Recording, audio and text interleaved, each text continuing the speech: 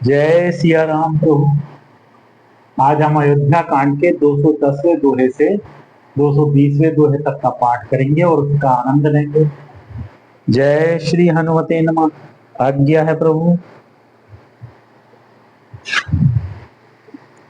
पुलक गात हिया राम सी सजल सरोरुह नैन, करि प्रणाम मुनि मंडल ही बोले गद गद बैन। भरत जी का शरीर पुलकित है, हृदय में श्री सीताराम जी हैं और कमल के समान नेत्र प्रेमाश्रुओं के जल से भरे हैं। वे मुनियों की मंडली को प्रणाम करके गदगद वचन बोले। मुनि समाज अरु तीरथ राजू, साच हूँ सपत अगाई अकाजू। एहि थल जो किछु कहिए बनाई, एहि सम अधिक न अधमाई।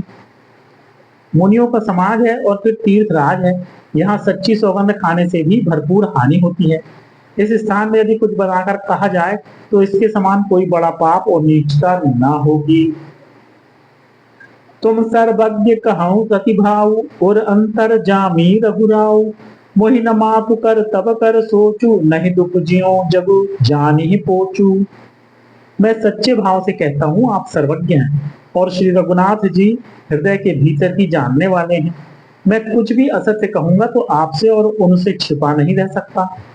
मुझे माता कैकेयी की करनी का कुछ भी सोच नहीं, और न मेरे मन में इसी बात का दुख है कि जगत मुझे नीच समझेगा। नाहि न डरू बिगर ही पर लोको, पितहु मरण कर मोहि न सोको। सुकृत सुजस भरी भुवन सुहाए, लक्ष्मण राम सरिस सुत पाए। ना यही डर है कि मेरा परलोक बिगड़ जाएगा और ना पिताजी के मरने का ही मुझे शोक है, क्योंकि उनका सुंदर पुण्य और सुयश विश्व भर में सुशोभित है। उन्होंने श्री राम लक्ष्मण सरी के पुत्र पाए। राम बिरह तज तनु छन भंगु, भूप सोच कर कवन प्रसंगु। राम लखन सिय बिनु पग पनहि, करि मुनि बेश रही बन बनहि। फिर जिन्होंने श्री रामचंद्र जी के विरह में अपने क्षण भंगुर शरीर को त्याग दिया, ऐसे राजा के लिए सोच करने का कौन प्रसंग है। सोच इसी बात का है कि श्री राम जी, लक्ष्मण जी और सीता जी पैरों में बिना जूती के मुनियों का वेश बनाए वन वन में फिरते हैं। अजिन बसन फल असन मही, शयन डासी पुष्पात। बसी तरुतर नित सहत हिम, आतप वर्षा बात। वे वल्कल वस्त्र पहनते हैं, फलों का भोजन करते हैं, पृथ्वी पर पुष्प और पत्ते बिछाकर सोते हैं और वृक्षों के नीचे निवास करके नित्य सर्दी गर्मी वर्षा और हवा सहते हैं। एहि दुख दाह दहई दिन छाती, भूख न बासर नींद न लाती। एहि कुरोग कर औषधु नाही, शोधेउ सकल विश्व मन माही। इसी दुख की जलन से निरंतर मेरी छाती जलती रहती है। मुझे न दिन में भूख लगती है, न रात को नींद आती है। मैंने मन ही मन समस्त विश्व को खोज डाला, पर इस रोग की औषध कहीं नहीं है। मातु कुमत बढ़ई अगमूला, कही हमार हित कीन बसूला। कलिक काठ कर कीन कुजंत्रु, गाड़ी अवधि पढ़ी कठिन कुमंत्रु। माता का कुमत बुरा विचार पापों का मूल बढ़ई है। उसने हमारे हित का वसूला बनाया, उससे कलह रूपी काठ का कुयंत्र बनाया और 14 वर्ष की अवधि रूपी कठिन कुमंत्र पढ़कर उस यंत्र को गाड़ दिया। यहाँ माता का कुविचार बढ़ई, भरत को राज्य वसूला है, राम का वनवास कुयंत्र है और 14 वर्ष की आयु अवधि कुमंत्र है। मोहि लगी यहु कुठाटु तही ठाटा, घाल से सब जगु 12 बाटा। मिटई कुजोगु राम फिर आए, बसई अवध नहीं आन उपाय। मेरे लिए उसने यह सारा कुटाट बुरा साज रचा और सारे जगत को 12 बाट छिन्न भिन्न करके नष्ट कर डाला। यह कुयोग श्री रामचंद्र जी के लौट आने पर ही मिट सकता है और तभी अयोध्या बच सकती है, दूसरे किसी उपाय से नहीं। भरत बचन सुनी मुनि सुख पाई, सबहि कीन बहु भांति बढ़ाई। तात करहु जनि सोचु विशेषी, सब दुख मिटहि राम पग देखी। भरत जी के वचन सुनकर मुनि ने सुख पाया और सभी ने उनकी बहुत प्रकार से बड़ाई की। मुनि ने कहा, हे तात, अधिक सोच मत करो, रामचंद्र जी के चरणों का दर्शन करते ही सारा दुख मिट जाएगा। करि प्रबोध मुनि बर कहेउ, अतिथि प्रेम प्रिय होहु। कंद मूल फल फूल हम, देहि लेहु करी छोहू। इस प्रकार मुनि श्रेष्ठ भरद्वाज जी ने उनका समाधान करके कहा, अब आप लोग हमारे प्रेम प्रिय अतिथि बनिए और कृपा करके कंद मूल फल फूल जो कुछ हम दें स्वीकार कीजिए। सुनि मुनि बचन भरत हिय सोचू, भयउ को अवसर कठिन सकोचू। जानि गरुई गुरु गिरा बहोरी, चरण बंदी बोले कर जोरी। मुनि के वचन सुनकर भरत के हृदय में सोच हुआ कि यह बेमौके बड़ा बेढब संकोच आ पड़ा। फिर गुरुजनों की वाणी को महत्वपूर्ण आदरणीय समझकर चरणों की वंदना करके हाथ जोड़कर बोले, सिर धरि आयसु करिय तुम्हारा, परम धर्म यहु नाथ हमारा। भरत बचन मुनि बर मन भाए, सुच सेवक शिष्य निकट बुलाए। हे नाथ, आपकी आज्ञा को सिर चढ़ाकर उसका पालन करना यह हमारा परम धर्म है। भरत जी के ये वचन मुनि श्रेष्ठ के मन को अच्छे लगे। उन्होंने विश्वास पात्र सेवकों को और शिष्यों को पास बुलाया। चाई कीनी भरत पहुनाई, कंद मूल फल आनहु जाई। भले ही नाथ कही तिन सिर नाये, प्रमुदित निज निज काज सिधाए।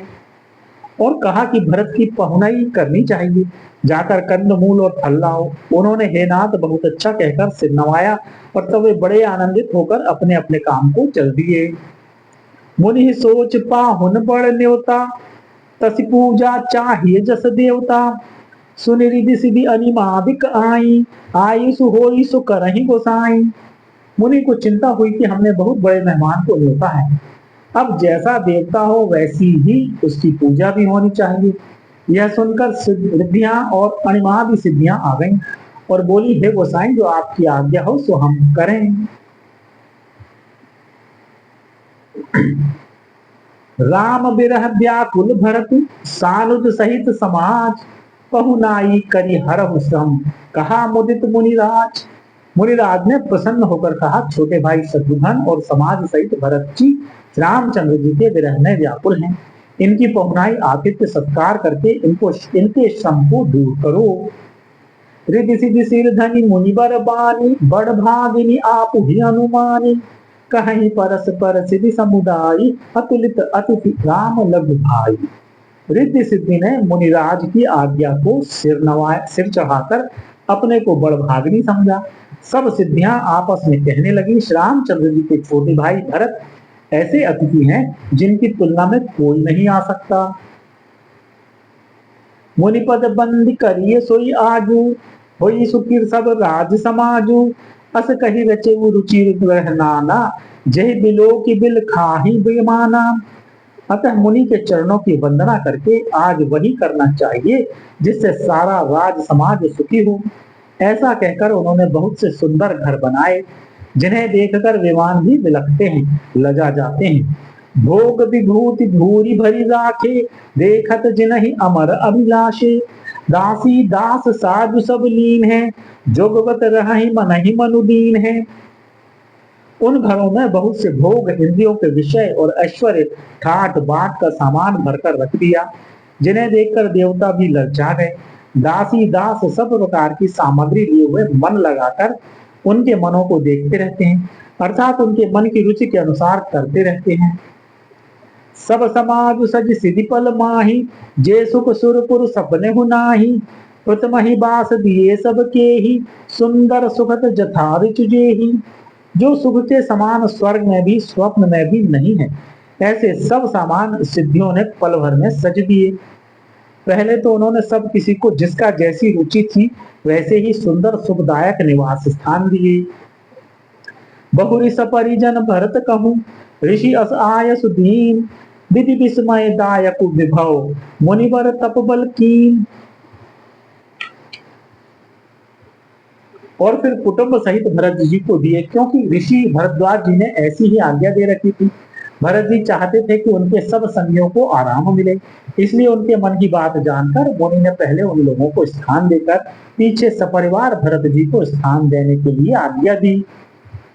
मुनि श्रेष्ठ ने तपोबल से ब्रह्मा को भी चकित कर देने वाला वैभव रच दिया। मुनि प्रभाव जब भरत बिलोका, सब लघु लगे लोकपति लोका। सुख समाज नहीं जाई बखानी, देखत बिरत विसारहि ज्ञानी। जब भरत जी ने मुनि के प्रभाव को देखा तो उसके सामने उन्हें इंद्र, वरुण, यम, कुबेर आदि सभी लोकपालों के लोग तुच्छ जान पड़े। सुख की सामग्री का वर्णन नहीं हो सकता, जिसे देखकर ज्ञानी लोग भी वैराग्य भूल जाते हैं। आसन शयन शुभ सन बिताना, वन वाटिका विहग मृग नाना, सुरभि फूल फल अमीय समाना, विमल जलाशय विविध विधाना। आसन, सेज, सुंदर वस्त्र, चंदोबे, वन, बगीचे, भांति भांति के पक्षी और पशु, सुगंधित फूल और अमृत के समान स्वादिष्ट फल, अनेकों प्रकार के तालाब, कुएं, बावली आदि निर्मल जलाशय। असन पान सुचि अमीय अमी से, देखी लोग सकुचात जमी से। सुर सुर भी सुर तरु सब ही के, लखी अभिलाष सुरेश सची के। तथा अमृत के भी अमृत शरीर के पवित्र खान पान के पदार्थ थे, जिन्हें देखकर सब लोग संयमी पुरुषों, विरक्त मुनियों की भांति सच्चा रहे। सभी के डेरों में मनोवांछित वस्तु देने वाले कामधेनु और कल्पवृक्ष हैं, जिन्हें देखकर इंद्र और इंद्राणी को भी अभिलाषा होती है, उनका भी मन ललचा जाता है। ऋतु बसंत बह त्रिविध बयारी, सब कह सुलभ पदार्थ चारी। सक चंदन बनितादिक भोगा, देखी हर्ष विस्मय बस लोगा। वसंत ऋतु है, शीतल मंद सुगंध 3 प्रकार की हवा बह रही है। सभी को धर्म, अर्थ, काम और मोक्ष चारों पदार्थ सुलभ है। माला, चंदन, स्त्री आदि भोगों को देखकर सब लोग हर्ष और विषाद के वश हो रहे हैं। हर्ष तो भोग सामग्रियों को और मुनि के तप प्रभाव को देखकर होता है, और विषाद इस बात से होता है कि श्री राम के वियोग में नियम व्रत से रहने वाले हम लोग विलास में क्यों आ फंसे। कहीं इनमें आसक्त होकर हमारा मन नियम व्रतों को ना त्याग दे। संपत्ति चकई भरतु चक, मुनि आयस खिलवार। तेहि निसी आश्रम पिंजरा, राखे भा फिनुसार। संपत्ति भोग विलास की सामग्री चकवी है और भरत भी चकवा है, और मुनि की आज्ञा खेल है, जिसने उस रात को आश्रम रूपी पिंजड़े में दोनों को बंद कर रखा है। और ऐसे ही सवेरा हो गया, जैसे किसी बहेलिए के द्वारा एक पिंजड़े में रखे जाने पर भी चकवी चकवे का रात को संयोग नहीं होता, वैसे ही भरद्वाज जी की आज्ञा से रात भर भोग सामग्रियों के साथ रहने पर भी भरत जी ने मन से भी उनका स्पर्श तक नहीं किया। मास्टर कीन्ह निमज्जनु तीरथ राजा, नाई मुनि सिरु सहित समाजा। ऋषि आयसु असि शीस सिराखी, करी दंडवत विनय बहुभाषी। प्रातः काल भरत जी ने तीर्थ राज में स्नान किया और समाज सहित मुनि को सिर नवाकर और ऋषि की आज्ञा तथा आशीर्वाद को सिर चढ़ाकर दंडवत करके बहुत विनती की। पथ गति कुशल साथ सब लीन है, चले चित्रकूट चितुदीन है। राम सखा कर दीन है लागू, चरत देह धरि जन अनुरागू। तदनंतर रास्ते की पहचान रखने वाले लोगों, कुशल पथ प्रदर्शकों के साथ सब लोगों को लिए हुए भरत जी चित्रकूट में चित्त लगाए चले। भरत जी राम सखा गुह के हाथ में हाथ दिए हुए ऐसे जा रहे हैं मानो साक्षात प्रेम ही शरीर धारण किए हुए हो। नहीं पद त्राण शीस नहीं छाया, एमु नेमु व्रत धर्म अमाया। लखन राम सिय पंथ कहानी, पूछत सकहि कहत मृदुबानी। न तो उनके पैरों में जूते हैं और न सिर पर छाया है। उनका प्रेम नियम व्रत और धर्म निष्कपट सच्चा है। वे सखा निषाद राज से लक्ष्मण जी, रामचंद्र जी और सीता जी के रास्ते की बातें पूछते हैं, और वह कोमल वाणी से कहता है, राम बास थल बिटप बिलोके, और अनुराग रहत नहीं रोके। देखि दशासुर बरसहि फूला, भई मृदु महिमऊ मंगल बोला। रामचंद्र जी के ठहरने की जगहों और वृक्षों को देखकर उनके हृदय में प्रेम रोके नहीं रुकता। भरत जी की यह दशा देखकर देवता फूल बरसाने लगे। पृथ्वी कोमल हो गई और मार्ग मंगल का मूल बन गया। ये जाहि छाया जलद, सुखद बहई बर बात। तस मगु भयउ न राम कह, जस भा भरत ही जात। बादल छाया किए जा रहे हैं, सुख देने वाली सुंदर हवा बह रही है। भरत जी के जाते समय मार्ग जैसा सुखदायक हुआ, वैसा श्री रामचंद्र जी को भी नहीं हुआ था। जड़ चेतन मग जीव घनेरे, जे चितए प्रभु जिन प्रभु हेरे। केशव भय परम पद जोगु, भरत दरस मेटा भव रोगु। रास्ते में असंख्य जड़ चेतन जीव थे। उनमें से जिनको प्रभु श्री रामचंद्र जी ने देखा अथवा जिन्होंने प्रभु श्री रामचंद्र जी को देखा, वे सब उसी समय परम पद के अधिकारी हो गए। परंतु अब भरत जी के दर्शन तो उनका भाव जन्म मरण रूपी रोग मिटा ही दिया। श्री राम दर्शन से तो वे परम पद के अधिकारी हुए थे, परंतु भरत दर्शन से उन्हें वह परम पद प्राप्त हो गया। यह बड़ी बात भरत कई नाही, सुमिरत जिनहि राम मन माही। बारक राम कहत जग जेऊ, होत तरन तारन नर तेऊ। भरत जी के लिए यह कोई बड़ी बात नहीं, जिन्हें श्री राम जी स्वयं अपने मन में स्मरण करते रहते हैं। जगत में जो भी मनुष्य एक बार राम कह लेते हैं, वे भी तरने तारने वाले हो जाते हैं। भरत राम प्रिय पुनि लघु भ्राता, कस न होई मगु मंगल दाता। सिद्ध साधु मुनि बरस कहहि, भरत ही निरख हर्ष ही लहहि। फिर भरत जी तो श्यामचंद्र जी के प्यारे तथा उनके छोटे भाई ठहरे, तब भला उनके लिए मार्ग मंगल सुखदायक कैसे न हो। सिद्ध साधु और श्रेष्ठ मुनि ऐसा कह रहे हैं और भरत जी को देखकर हृदय में हर्ष लाभ करते हैं। देखी प्रभाव सुरेश ही सोचू, जगु भल भल ही पोच कहूं पोचू। गुरसन कहेऊ करिय प्रभु सोई, राम ही भरत ही भेंट न होई। भरत जी के इस प्रेम के प्रभाव को देखकर देवराज इंद्र को सोच हो गया कि कहीं इनके प्रेमवश श्री राम जी लौट ना जाएं और हमारा बना बनाया काम बिगड़ जाए। संसार भले के लिए भला और बुरे के लिए बुरा है। मनुष्य जैसा आप होता है, जगत उसे वैसा ही देखता है। उसने गुरु बृहस्पति जी से कहा, हे प्रभु, वही उपाय कीजिए जिससे श्री रामचंद्र जी और भरत जी की भेंट ही ना हो। राम सकोची प्रेम बस, भरत सपेम पयोध। बनी बात दे गरन चाहती, करिए जतन छलु शोध। रामचंद्र जी संकोची और प्रेम के वश हैं और भरत जी प्रेम के समुद्र हैं। बनी बनाई बात बिगड़ना चाहती है, इसलिए कुछ छल ढूंढकर इसका उपाय कीजिए। वचन सुनत सुर गुरु मुस्काने, सहस नयन बिन लोचन जाने। मायापति सेवक सन माया, करत उलटी पर सुर राया। इंद्र के वचन सुनते ही देव गुरु बृहस्पति मुस्कुराए। उन्होंने 1000 नेत्रों वाले इंद्र को ज्ञान रूपी नेत्रों से रहित मूर्ख समझा और कहा, हे देवराज, माया के स्वामी श्री रामचंद्र जी के सेवक के साथ कोई माया करता है तो वह उलटकर अपने ऊपर आ पड़ती है।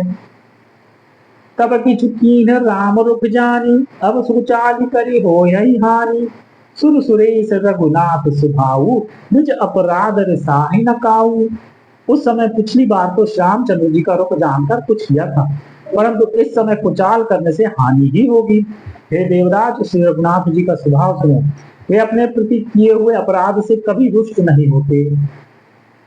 जो अपराध भगत कर करई, राम रोष पावक सो जरई। लोकहु वेद विदित इतिहासा, यह महिमा जानहि दुर्वासा। पर जो कोई उनके भक्त का अपराध करता है, वह श्री राम की क्रोधाग्नि में जल जाता है। लोक और वेद दोनों में इतिहास कथा प्रसिद्ध है। इस महिमा को दुर्वासा जी जानते हैं। भरत सरिस को राम सनेही, जब जप राम राम जप जेही। सारा जगत श्री राम को जपता है और वे श्री राम जी जिनको जपते हैं, उन भरत जी के समान श्री रामचंद्र जी का प्रेमी कौन होगा। मनहु न आनी अमरपति, रघुबर भगत अगाध। अजस लोक पर लोक दुख, दिन दिन शोक समाज। हे देवराज, रघुकुल श्रेष्ठ श्री रामचंद्र जी के भक्त का काम बिगाड़ने की बात मन में भी ना लाइए। ऐसा करने से लोक में अपयश और परलोक में दुख होगा और शोक का सामान दिनों दिन बढ़ता ही चला जाएगा। सुर सुरेश उपदेश हमारा, राम ही सेवक परम प्यारा। मानत सुख सेवक सेवकाई, सेवक बैर बैरु अधिकाई। हे देवराज, हमारा उपदेश सुनो। श्याम जी को अपना सेवक परम प्रिय है। वे अपने सेवक की सेवा से सुख मानते हैं और सेवक के साथ वैर करने से बड़ा भारी वैर मानते हैं। यद्यपि सम नहीं राग न रोषु, गहि न पाप पूनु गुण दोषु। कर्म प्रधान विश्व करी राखा, जो जस करई सो तस फल चाखा। यद्यपि वे सम है, उनमें न राग है न रोष है, और न वे किसी का पाप पुण्य और गुण दोष ही ग्रहण करते हैं। उन्होंने विश्व में कर्म को ही प्रधान रखा है। जो जैसा करता है वो वैसा ही फल भोगता है।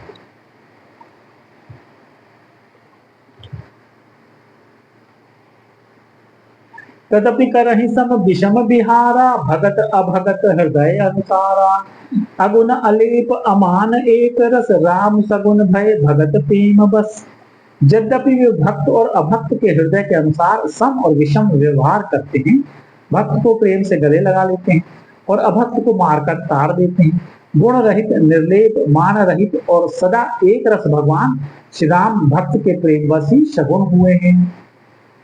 राम सदा सेवक रुचि राखी, वेद पुराण साधु सुर साखी। अस जिय जान तजहु पिलाई, करहु भरत पद प्रीति सुहाई। राम जी सदा अपने सेवकों भक्तों की रुचि रखते आए। वेद पुराण साधु और देवता इसके साक्षी हैं। ऐसा हृदय में जानकर कुटिलता छोड़ दो और भरत जी के चरणों में सुंदर प्रीति करो। राम भगत पर हित निरत, पर दुख दुखी दयाल। भगत शिरोमणि भरत ते, जन डर पहु सुरपाल। हे देवराज इंद्र, श्री रामचंद्र जी के भक्त सदा दूसरों के हित में लगे रहते हैं। ये दूसरों के दुख से दुखी और दयालु होते हैं। फिर भरत जी तो भक्तों के शिरोमणि हैं, उनसे बिल्कुल न डरो। सत्य संद प्रभु सुरहितकारी, भरत राम आयस अनुसारी। स्वार्थ दिवस विकल तुम होहु, भरत दोष नहीं राउर मोहु। प्रभु श्री रामचंद्र जी सत्य प्रतिज्ञ और देवताओं का हित करने वाले हैं, और भरत जी श्री राम जी की आज्ञा के अनुसार चलने वाले। तुम व्यर्थ ही स्वार्थ के विशेष वश होकर व्याकुल हो रहे हो। इसमें भरत जी का कोई दोष नहीं, तुम्हारा ही मोह है।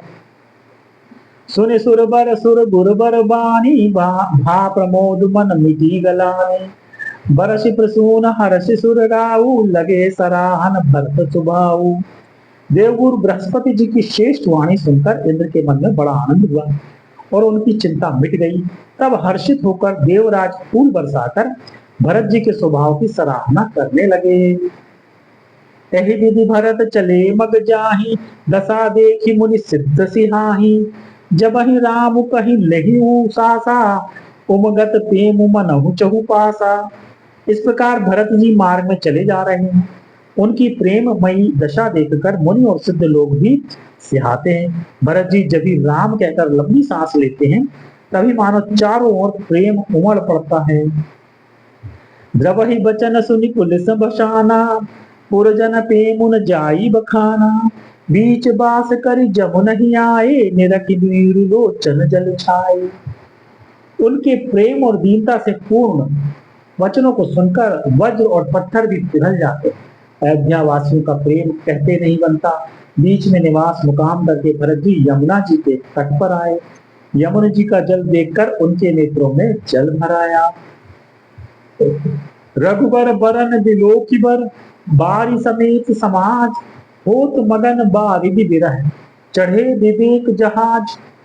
श्री रघुनाथ जी के श्याम रंग का सुंदर जल देखकर सारे समाज सहित भरत जी प्रेम विवल होकर श्री राम जी के विरह रूपी समुद्र में डूबते डूबते विवेक रूपी जहाज पर चढ़ गए।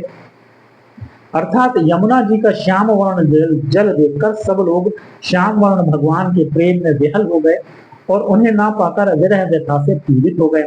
तब भरत जी को यह ध्यान आया कि जल्दी चलकर उनके साक्षात दर्शन करेंगे। इस विवेक से वे फिर उत्साहित हो गए। जय श्री राम। तो यहाँ पर हम विश्राम लेंगे।